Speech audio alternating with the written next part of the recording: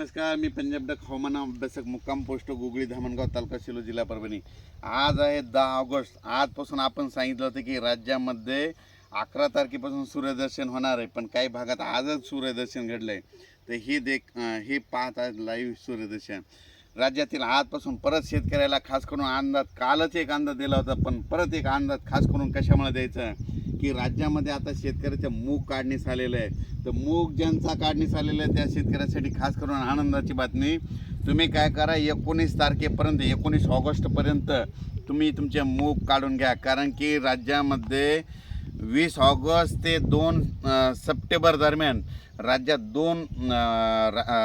बंगालच्या खाडीमध्ये 2 low pressure तयार होणार आहेत आणि त्याचा पाऊस मात्र महाराष्ट्र आणि कर्नाटकमध्ये पडणार आहे। म्हणून हा अंदाज लक्षात घ्यायचा।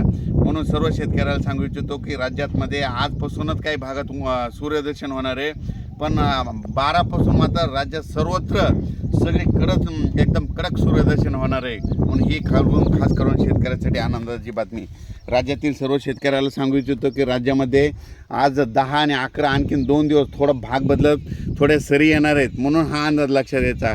पण राज्यात मात्र 12 तारखेपासून मराठवाडा, पश्चिम महाराष्ट्र या भागामध्ये चांगलं सूर्यदर्शन घडणार आहे, म्हणून हे अंदाज लक्षात घ्यायचा। आता नेमकं 12 तारखेपासून सूर्यदर्शन कोणत्या कोणत्या जिल्ह्यात जास्त होणार आहे हे तुम्हाला सांगतो की सांगायचं झालं तर चंद्रपूर, यवतमाळ, नांदेड, हिंगोली, वाशिम, परभणी, त्याच्यानंतर लातूर, बीड, जालना, सोलापूर, उस्मानाबाद, सातारा, सांगली, तसेच पश्चिम महाराष्ट्र, त्याच्यानंतर नगर जिल्हा, त्याच्यानंतर नाशिककडे देखील होणार आहे, त्याच्यानंतर परत इकडं संभाजीनगर होणार आहे, जळगावकडे होणार आहे, बुलढाण्याकडे होणार आहे। पण ह्या जिल्ह्यामध्ये चांगलं सूर्यदर्शन घडणार आहे, म्हणून हा अंदाज लक्षात द्यायचा। बरेच डाळिंब शेतकऱ्याचे फोन आले होते की त्यांना म्हणजे उन्हाची गरज आहे, म्हणजे त्याच्यामुळे त्यांच्यासाठी खास करून डाळिंब शेतकऱ्यासाठी ही खास करून आनंदाची बातमी।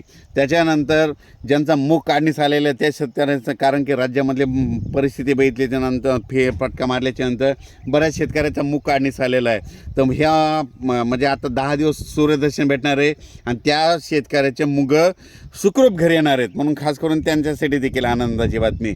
आणि काय झालं, काही भागात श्रीगोंदा झालं, परभणी जिल्ह्यात गंगाखेड, परभणी जिल्ह्यात काही ठिकाणी, बीड जिल्ह्यात म्हणजे अशा पाऊस झाला की तिथं लातूर जिल्ह्यात देखील असा पाऊस झाला की त्या ठिकाणी वापसात नाही 1-1.5 महिना झाला आणखीन सूर्यदर्शन झालं नाही।